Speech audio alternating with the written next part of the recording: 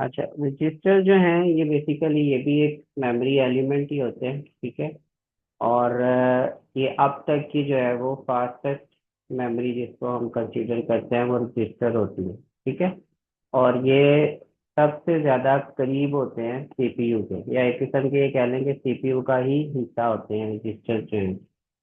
और जो इनकी कह लें कि स्पीड है वो सबसे ज़्यादा होती है, लेकिन इनकी जो कैपेसिटी है या स्टोरेज है वो सबसे कम होती है, यानी लिमिटेड होती है, ठीक है।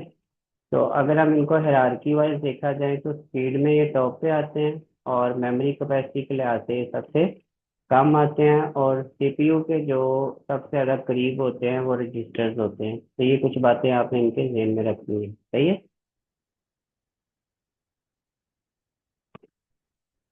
और इसके अलावा हमारे पास जो है वो एक मिनट, हेडफोन इसमें चला चाहिए।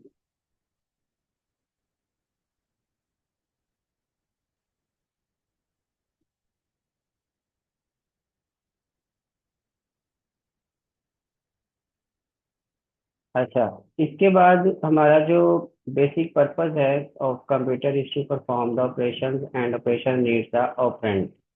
तो कंप्यूटर का बेसिक पर्पस हमें पता है क्या होता है कि उसने ऑपरेशन को परफॉर्म करना होता है। और ऑपरेशन को परफॉर्म करने के लिए हमें क्या चाहिए होता है, दो चीजें चाहिए होती हैं। जी ऑपरेशन सर। कहते हैं कैलकुलेशन को, सही है ना। जी जी। तो इसको परफॉर्म करने के लिए हमें क्या क्या चाहिए होता है। एक हमें चाहिए ऑप होता है ऑपरेंड, सही ये लिखा हुआ है, ठीक है। और एक हमें चाहिए होते हैं ऑपरेटर,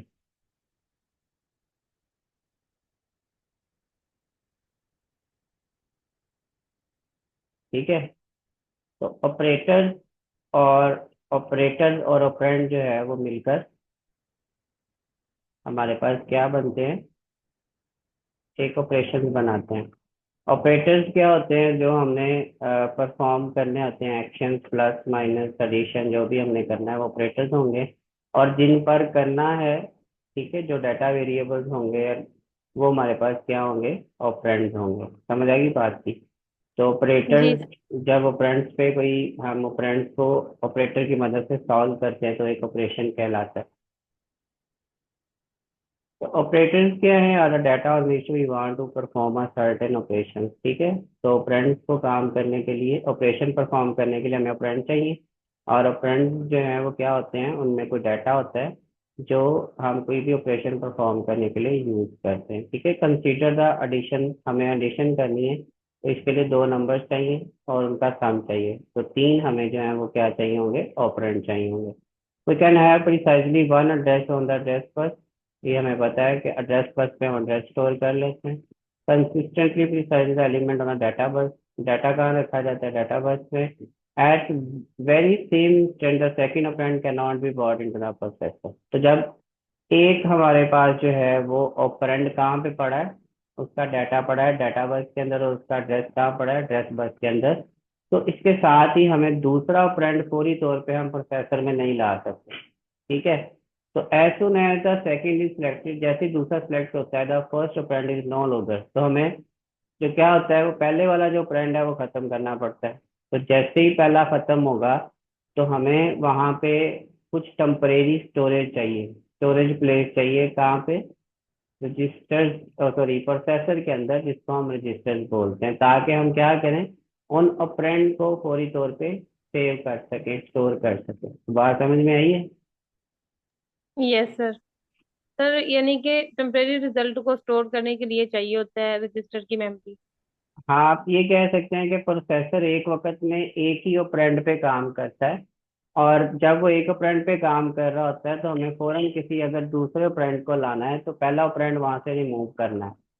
तो जब पहला ऑपरेंड वहां से रिमूव होना है तो रिमूव होके या फिर उसको कहीं ना कहीं रखने की जरूरत पड़ेगी, तो उस टेम्परेरी स्टोरेज को जो है वो हम रजिस्टर्स बोलते हैं, ठीक है। Sir. Now one operand can be read in the register and added to the other which is read directly from the memory। अब एक ऑपरेंड जो है वो कहाँ पड़ा होगा, रजिस्टर में पड़ा होगा, और दूसरा जो है वो कहाँ पड़ा होगा, मेमोरी के अंदर, यानी कि रैम के अंदर पड़ा होगा। तो मेमोरी का लफ्ज जहाँ भी आता है आपने उसको रैम कंसीडर करना है, ठीक है। तो सर अगर ये हमारे पास, हाँ जी, रजिस्टर नहीं आएंगे मेमोरी में? नहीं, मेमोरी का लफ्ज हमेशा रैम के लिए यूज होता है, ठीक है। तो उसने कहा कि एक ऑपरेंड कहाँ पड़ा होगा, रजिस्टर में। लॉजिकली भी देखे ना कि एक रजिस्टर में पड़ा है और दूसरा मेमोरी में कहा है, तो डेफिनेटली दूसरा मेमोरी का मतलब रैम ही है, ठीक है। तो एक रैम से आ रहा है और दूसरा जी सर। रजिस्टर में पड़ा है। तो both are made accessible at the instance of time, one from the inside the processor and from outside the data bus. तो एक डाटा बस में पड़ा है, एक प्रोसेसर के अंदर है, and the result can be return at the discrete location on the operation has complete. जैसे ही ऑपरेशन कंप्लीट होगा हम रिजल्ट जो है वो फौरी तौर पे लिख देंगे, and which has a different memory cells. तो हमें डिफरेंट मेमोरी सेल्स को जो है वो एक्सेस कर सकते हैं। Sometime we hold both the operand. कभी कभार हमें ये होता है कि हमें दोनों ऑपरेंड्स को होल्ड करना पड़ जाता है, ठीक है। तो in the distance, the sake of efficiency we can do inside the processor is undoubtedly faster than if we had to guide and bring the second operand। तो वो कह रहा है कि हमें फिर अगर दूसरा ऑपरेंड होल्ड करना पड़ जाता है तो हम उसे रजिस्टर में ही स्टोर करवा देते हैं, क्योंकि प्रोसेसर की जो मेमोरी यानी रजिस्टर जो होते हैं वो फास्टेस्ट होते हैं। सही है, बात समझ आ गई। तो जैसे like a scratch pad and inside the processor, register क्या है, एक स्क्रैच पैड की तरह होता है। जैसे हमने साथ में कोई एक वो रफ अमल करने के लिए एक रजिस्टर नहीं बनाया होता, जैसे हम साथ मैथ करते हैं, क्वेश्चन सॉल्व करते हैं, तो साथ में एक रफ शीट हम रखते हैं जिसपे हम रफ कैलकुलेशंस करते रहते हैं, उसे स्क्रैच जी पैड सर। कहते हैं। सही है ना। तो वो कह रहा है कि प्रोसेसर के पास एक स्क्रैच पैड की तरह रजिस्टर्स पड़े होते हैं। It is very like normal memory. ये नॉर्मल मेमोरी ही की तरह होते हैं, दे हैव प्रिसाइज लोकेशन, लेकिन इनकी लोकेशन जो है बड़ी प्रिसाइज होती हैं। And remember what is place inside of them, और ये उसको भी याद रखते हैं कि इनके अंदर क्या स्टोर किया है। They are used when the need more than one data element side of processor at one time. तो इनकी जरूरत कब पड़ती है, जब प्रोसेसर को एक से ज्यादा डाटा एलिमेंट को अपने पास होल्ड करना होता है। एक तो वो होल्ड कर सकता है, वो कहाँ पे होल्ड कर सकता है, बसेस के अंदर। लेकिन दूसरा अगर उसे होल्ड करना पड़ जाता है तो फिर प्रोसेसर को रजिस्टर की जरूरत पड़ती है, ठीक है। The concept of a register will further elaborated we progress into writing our first program। तो कह रहा है कि जब हम पहला प्रोग्राम लिखेंगे असेंबली लैंग्वेज के अंदर, तो इसमें ज्यादातर रजिस्टर्स ही हम यूज करते हैं। जब हम प्रोग्रामिंग करते हैं असेंबली लैंग्वेज में, ठीक है, तो हम रजिस्टर्स का बहुत यूज करते हैं इसमें, ठीक है। सर ये जो असेंबली लैंग्वेज है ये किस उसके सॉफ्टवेयर के ऊपर, ऐप के ऊपर रिटर्न की जाती है, टाइप वैसे की तो जाती है? इसका जो हम चलाते हैं ना असेंबलर जो होता है वो मैक्सम होता है, ठीक है।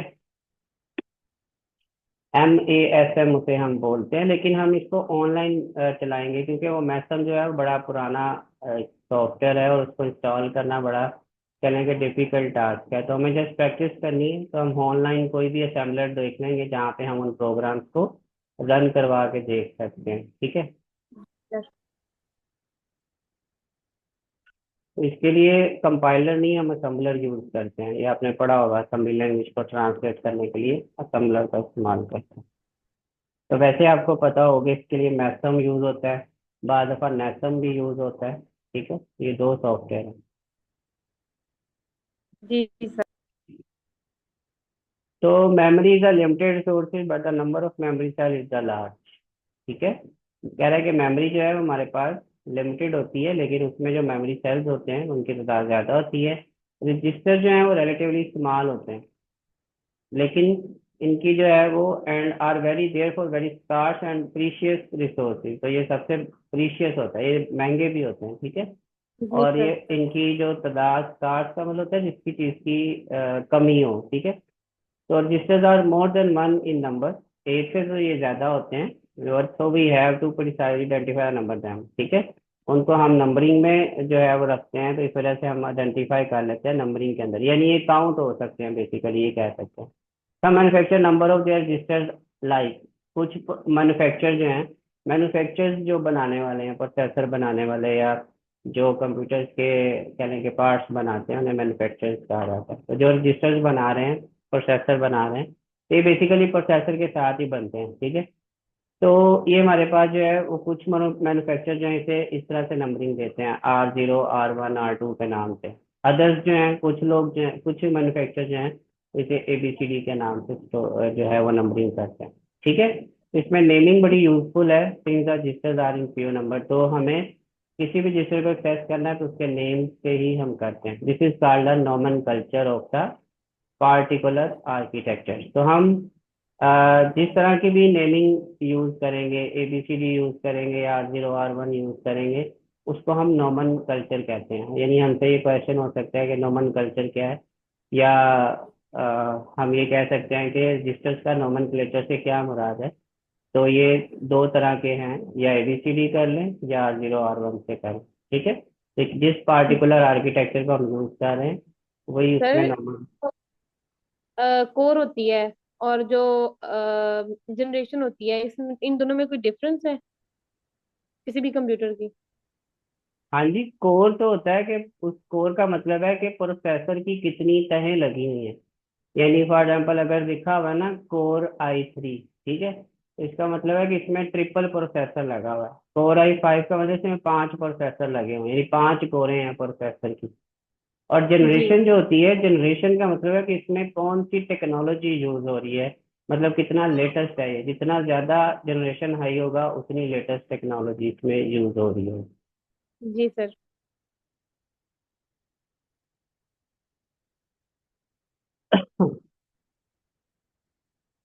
अच्छा जी, still other manufacturers name their register regarding their functions like X stands for an index register। और कुछ ऐसे मैन्युफैक्चरर्स हैं जो इसकी नेमिंग जो है वो इस तरह से करते हैं X से। यानी X से मुराद उनका क्या है, इंडेक्स रजिस्टर है। और this is also inform us that they are special function register as well.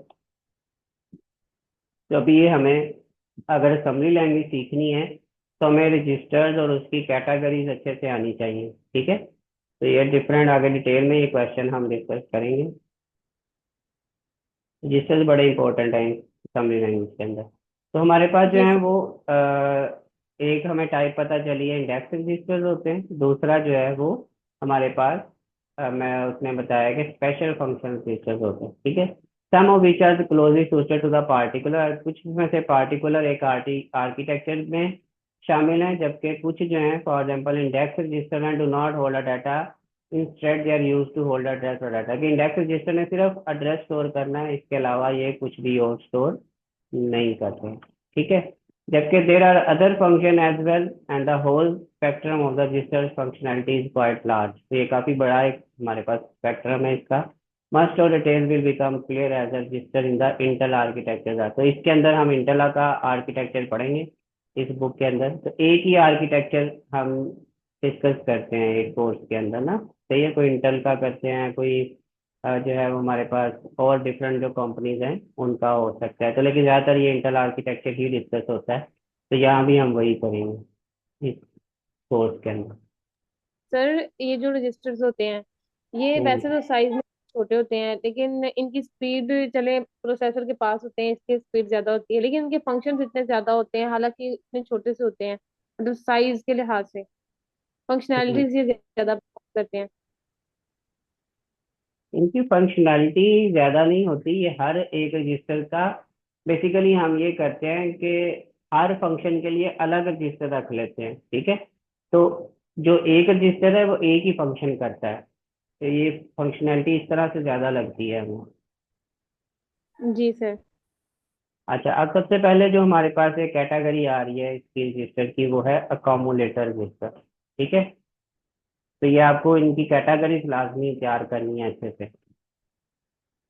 तो जी पहला सर। रजिस्टर है हमारे पास accumulator, and there is a central register in every processor. तो ये हर प्रोसेसर के सेंट्रल रजिस्टर के तौर पे यूज होता है, इसको हम अकोमोलेटर कहते हैं। ट्रेडिशनली जितने भी मैथमेटिकल फंक्शन है, अकोमोलेशन से निकला है ना, तो जितने भी मैथमेटिक्स के फंक्शन के काम होंगे वो कहाँ होंगे, अकोमोलेटर रजिस्टर में होंगे। And logical operations are performed on the, और जितने भी लॉजिकल ऑपरेशंस होंगे वो कहाँ पे होंगे, वो अकोमोलेटर में होगा। ठीक है, the word size of processor is defined by the weight of its. तो जितना हमारे पास किसी प्रोसेसर के अंदर रजिस्टर बड़ा होगा उतना उसका वर्ड साइज बड़ा होगा। यानी वो उतना होल्ड कर सकता है एक वक्त में एक वर्ड को। तो एक 32 बिट आपके पास जो प्रोसेसर है उसका अकोमोलेटर रजिस्टर भी कितना होगा, 32 बिट का होगा। ये अब आपको वो भी बात समझ आ जाएगी जो हम अक्सर बात करते हैं ना, कि इसमें 32 बिट विंडो करनी है, 64 बिट विंडो करनी है, सही है। तो ये बेसिकली उसके हम प्रोसेसर के रजिस्टर का साइज बता रहे होते हैं। जो प्रोसेसर के कम्युलेटर रजिस्टर का साइज होता है, वही उस प्रोसेसर का साइज कंसीडर होता है। सही हो गया। 32 बिट का मतलब है कि इसके अंदर जो वर्ड स्टोर होगा, एक वर्ड, वो 32 बिट का होगा। जी सर। अच्छा, उसके बाद अगली टाइप जो आती है हमारे पास, वो आती है पॉइंटर इंडेक्स या बेस रजिस्टर की। ठीक है। तो इनके नेम जो है वो वेरीज करते हैं, लेकिन काम तकरीबन इनके सेम ही होते हैं। नेम इनके वेरीज करते हैं, मैन्युफैक्चर जो है कोई इसको पॉइंटर या कोई इंडेक्स या कोई बेस रजिस्टर बोलता है, but the basic distinguish properties that it does not hold a data. कि ये सारे के सारे रजिस्टर जो हैं वो डाटा होल्ड नहीं करते। ना बेस रजिस्टर डाटा होल्ड करता है, ना इंडेक्स रजिस्टर, और ना ही पॉइंटर रजिस्टर। तो ये क्या होल्ड करते हैं? ये बेसिकली एड्रेस जो है वो डाटा का स्टोर करते हैं। पॉइंटर का तो आपको पता ही है कि ये एड्रेस के लिए होता है, सही है ना। तो इसी तरह जो भी इंडेक्स या बेस होगा, ये रजिस्टर क्या स्टोर कर रहे होंगे? डाटा का एड्रेस। एड्रेस स्टोर करेंगे, डाटा स्टोर नहीं करेंगे। So the rationale can understand by examining a for loop. ठीक है। for loop in a high level language zeroing elements in a array। तो एक यहाँ पे जो है वो हमें रिलेट कर रहा है कि हमारे पास एक for loop है किसी हाई लेवल लैंग्वेज के अंदर, और जीरोइंग एलिमेंट्स इन array, और उस array के अंदर जो है वो 0 एलिमेंट है। Of zeroing elements in array of a 10 elements located in the consecutive memory cell। ठीक है। तो वहां पे हमारे पास उस एरे में कितने एलिमेंट्स हैं? 10। और the location to be zero, उसकी लोकेशन जीरो से शुरू हो रही है। चेंज एवरी आइट्रेशन, हर आइट्रेशन पे हम जो है वो उसकी लोकेशन जो है वो चेंज कर रहे हैं। That is the address where the operation is perform changing. तो अब वो जो लूप होती है हमारी, वो पहले जीरो से शुरू करती है, फिर 1 पे जाती है, 2 पे जाती है। तो हर दफा हर आइट्रेशन पे उसका एड्रेस चेंज हो रहा है। तो वो एड्रेस कहाँ स्टोर होगा? वो एड्रेस जो है वो इन रजिस्टर के अंदर स्टोर हो रहा होता है, पॉइंटर इंडेक्स या बेस रजिस्टर। ठीक है। तो यहाँ पे हम index register is use, index को यूज करेंगे to hold the trace of the current array location, and now the value in the index register cannot be treated as data। तो अब उस इंडेक्स रजिस्टर के अंदर जो भी वैल्यू होगी वो डाटा के तौर पे कंसीडर नहीं होगी, बल्कि उसे एज अ इंडेक्स लेंगे, यानी एड्रेस लेंगे उस एरे का। But it is the address of the data in general whenever we need access to the memory location. Address is not until run time we need an index register. तो जब तक हमें index register के अंदर वाली value का नहीं पता होगा, हम मेमोरी को एक्सेस नहीं कर सकते। Without register we would have need to specific code which, ये हो गया। ठीक है। और कह रहा है कि अगर ये हमारे पास इंडेक्स रजिस्टर ना होता तो हम लूप नहीं लगा सकते थे, हमें फिर हर आइटरेशन के लिए अलग कोड लिखना पड़ता, अलग अलग। समझ आ गई बात की?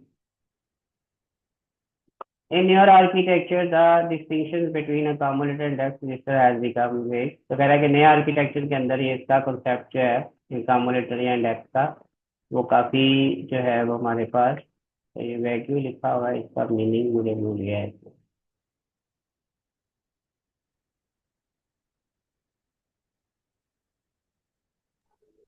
ये हम से पूछ लेते हैं। अच्छा, वो कह रहा है कि टाइमिंग करने इतना टाइम नहीं हमारे पास, इसको हम सर्च कर लेते हैं। एक तो ये पर्सुएशन देखे, thinking are communicating and unfocused और इम्प्रेसाइज ऑफ अनसर्टेन या इनडिफाइंड, अनक्लियर कह सकते हैं। ठीक है। कि मतलब इसमें जो है नए जो हमारे पास आर्किटेक्चर आ रहे हैं, इनके अंदर जो उसने कहा है कि इंडेक्स रजिस्टर है या कॉपुलेटर रजिस्टर है, इनके जो कॉन्सेप्ट्स हैं, इनका जो कॉन्सेप्ट है वो बड़ा अनक्लियर है। ठीक है। और किधर चला गया हमारा? हाँ, because they have general register. तो क्यों अनक्लियर है? क्योंकि अब इनके अंदर जनरल रजिस्टर शामिल हैं which are more versatile and can do both the function. तो जनरल रजिस्टर अब हम यूज करने लगे हैं, जो कि इनसे ज्यादा वर्सटाइल है, यानी उनमें इनसे ज्यादा फंक्शन मौजूद हैं। और वो जो है बहुत फंक्शन परफॉर्म कर सकता है, डाटा भी स्टोर कर सकता है, और एड्रेस भी स्टोर कर सकते हैं general register. They do have some specialized behaviour, basic operation can done और जनरल रजिस्टर। जनरल रजिस्टर के अंदर तमाम के तमाम बेसिक ऑपरेशन जो है वो परफॉर्म हो सकते हैं। तो यहाँ तक आपको ये पॉइंटर, इंडेक्स और बेस रजिस्टर का भी पता चल गया, ठीक है। उसके बाद आते हैं हमारे पास फ्लैग रजिस्टर या program status word register. Flag register जो है इनको हम स्टेटस रजिस्टर भी बोलते हैं। ये बेसिकली हमें इंडिकेशन देते हैं या हमें किसी भी चीज के बारे में गो हेड देते हैं या निशानदेही करने के लिए हम यूज करते हैं इनको, सही है। तो हमारे पास जो है this is the special register, special purpose होते हैं कॉल्ड फ्लैग रजिस्टर। और इनका जो या इनको स्टेटस वर्ड भी कहते हैं। अकामुलेटर रजिस्टर की तरह इनके भी डिफरेंट साइजेस होते हैं, 8, 16, 32 बिट तक, ठीक है। But unlike the accumulator it is meaningless as a unit, rather the individual bits carry different meaning।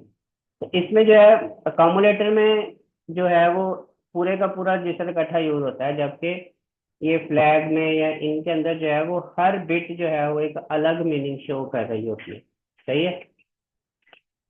Her bit जो है वो एक अलग इंडिकेशन जो है वो हमें प्रोवाइड करती है।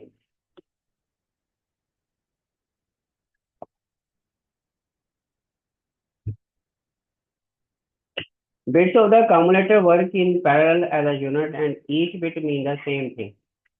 accumulator में सारी की सारी बिट को कहते हैं कि वो एक यूनिट के तौर पे काम करती है, सही है। तो हम बात कर रहे थे कि जो कम्युलेटर रजिस्टर है उसमें हर बिट जो है वो एक साथ मिलकर जो है वो पूरी की पूरी एज अ यूनिट काम कर रही होती है, ठीक है। जबकि फ्लैग रजिस्टर के अंदर जो हर बिट है वो इंडिविजुअली इंडिपेंडेंटली जो है वो कुछ ना कुछ रिप्रेजेंट कर रही होती है और वैल्यू को मीनिंग दे रही होती है, सही है। तो ये दोनों में फर्क है, बाकी इसके साइज वगैरह या इसका जी सर। आर्किटेक्चर जो है वो तकरीबन सेम है। Example of the bit commonly represent in the flag register is carry flag. तो एक बिट इसकी जो एग्जांपल दी जाती है वो कैरी फ्लैग के तौर पे जाए। कैरी फ्लैग क्या होता है मैं आपको समझाता हूँ कि देखो फॉर एग्जांपल हम ये है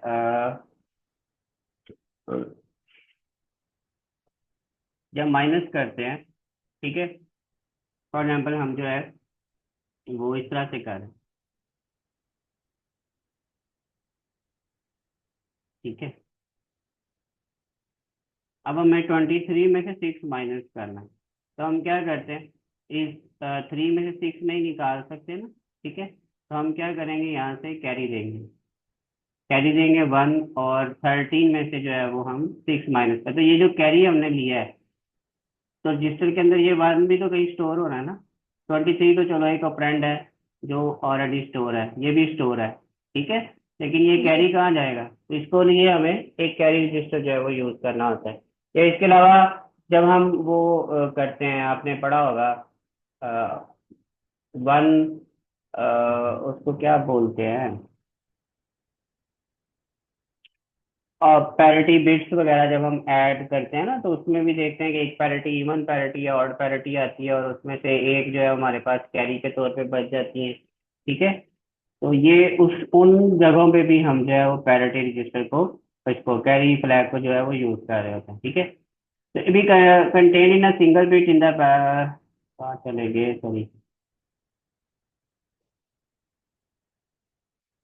तो हमें क्या करना होगा, कैरी को कंटेन करने के लिए एक सिंगल बिट चाहिए होगी जो कि बाइनरी अरिथमेटिक होगी, और कैरी कैन बी 0 और 1, तो 0 भी हो सकता है 1 भी हो सकता है।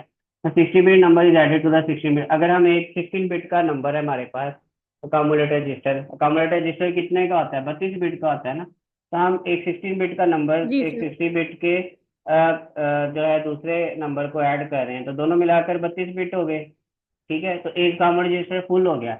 लेकिन अगर ऐसा हो कि वो 16 बिट वाला 16 बिट में जब जमा हो तो उनमें एक कैरी बच जाए, तो वो क्या हो जाएगा, 33 बिट्स हो जाएंगी। तो तीसरी बिट को स्टोर करने के लिए फिर हमें जो है वो एक एक्स्ट्रा कैरी फ्लैग जो है वो चाहिए होता है। या उसने कहा अगर 17 बिट्स को हम कर रहे हैं तो उसे कहाँ प्लेस करेंगे, क्योंकि एक दफा कैरी आ गया, कैरी बिट आ गया तो 16 वाला में तो नहीं कर सकते, और आंसर जो है वो इसके बगैर इनकरेक्ट हो जाएगा। तो इस वजह से हमें फिर कैरी फ्लैग को जो है वो यहाँ पे यूज करना पड़ता है, ये सर कैरी। बेसिकली फ्लैग का मतलब क्या होता है? Flag flag basic register. Flag basically indication के लिए होता है, लेकिन जो जो रजिस्टर के तौर पे हम इसे यूज कर रहे हैं ना, तो ये भी इंडिकेशन ही होती है कि अगर इसके अंदर फ्लैग रजिस्टर के अंदर 1 है तो इसका मतलब कि कैरी मौजूद है, और अगर 1 नहीं है, 0 है, तो इसका मतलब कैरी नहीं है।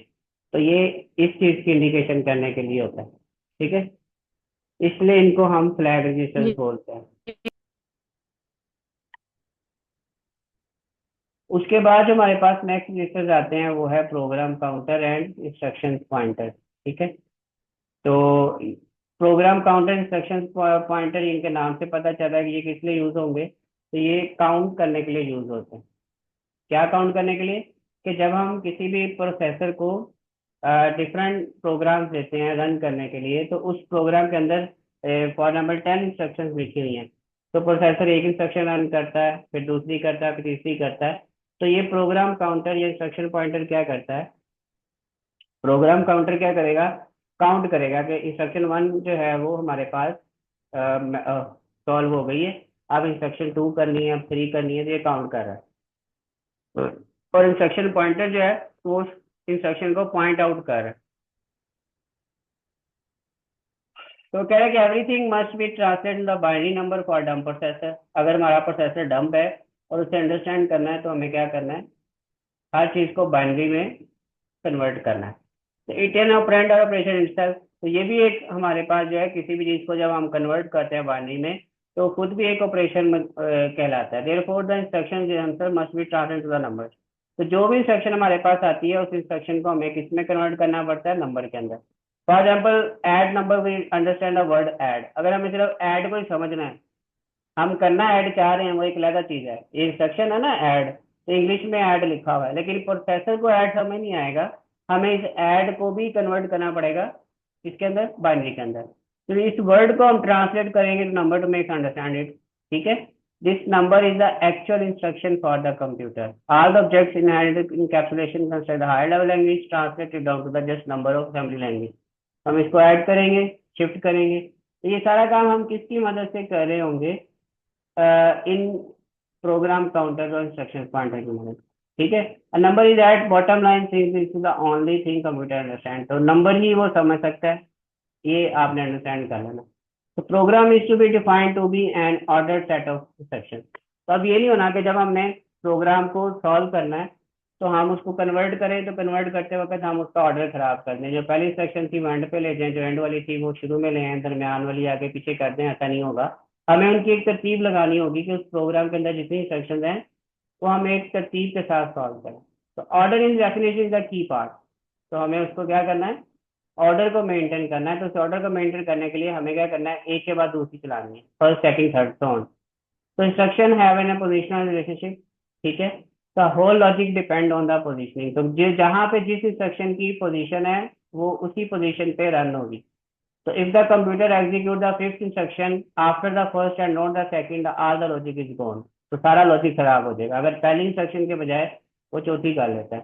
तो processor should ensure the ordering. तो प्रोसेसर को क्या चीज मेक श्योर करनी होती है कि वो जो प्रोग्राम के अंदर जिस तरतीब के साथ इंस्ट्रक्शन लिखी हैं, उसने वही उसी तरतीब से उसको सॉल्व करना है। तो इसके लिए एक स्पेशल रजिस्टर हमारे पास एग्जिस्ट करता है हर प्रोसेसर के अंदर, जिसे प्रोग्राम काउंटर कहते हैं या इंस्ट्रक्शन पॉइंटर कहते हैं।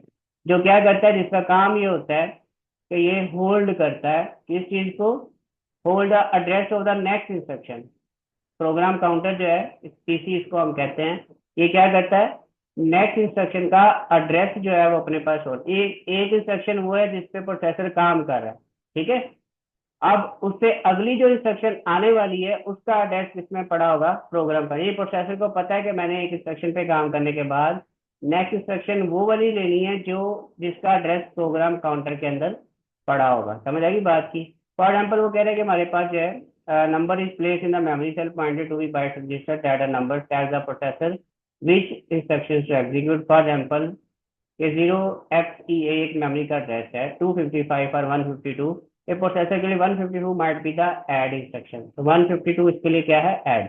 Just sir one number tells it add has to add where it is a operand or and where to store the result. तो हमें ये सिर्फ एक नंबर बताएगा कि हमें कहाँ इसको स्टोर करना है, ठीक है। इस 152 को स्टोर करना है, कहाँ करना है? इस लोकेशन पे करना है। इस number is called off code.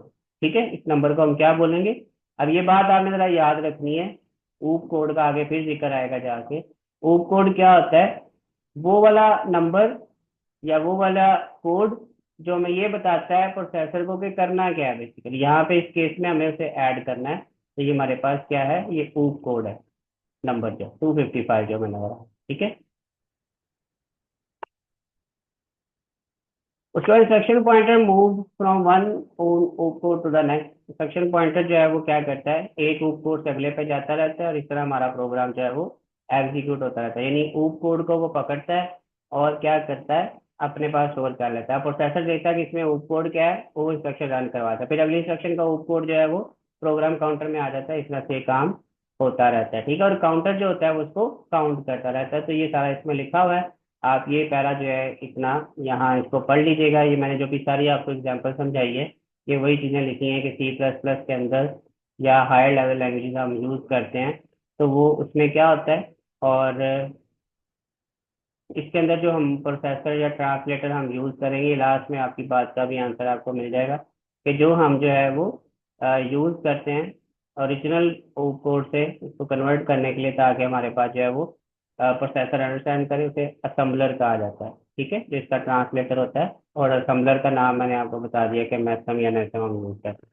तो यहाँ तक इसको हम रखते जी हैं। इस पैरे को आप पढ़ लेना, कोई चीज़ ना समझ आई तो पूछ लेना, अदरवाइज मैंने वैसे सर बस सारा आपको ऊप कोड समझा का दिया। थोड़ा सा दोबारा बताइएगा कि ऊप कोड बेसिकली कौन सा कोड होता है। ऊप कोड ऐसा कोड होता है जो प्रोसेसर को बताता है कि आपने कौन सी इंस्ट्रक्शन परफॉर्म करनी है। ठीक है, या इसमें करना क्या है। जैसे यहाँ पे 152 का मतलब है कि ऐड करना है, सही है। तो जहाँ 152 लिखा होगा तो प्रोसेसर समझ जाएगा कि मैंने इनको ऐड जी जी। करना है, सही है। तो ये और सर ऊप टू फिफ्टी फाइव साथ लिखा हुआ है, उसका समझ नहीं आया, साथ क्यों लिखा हुआ है दरम्यान में। 255, 255। 255 वो नंबर है जिसको ऐड करना है, और ये उसका एड्रेस है जहाँ ऐड अच्छा। करना है, सही है। जी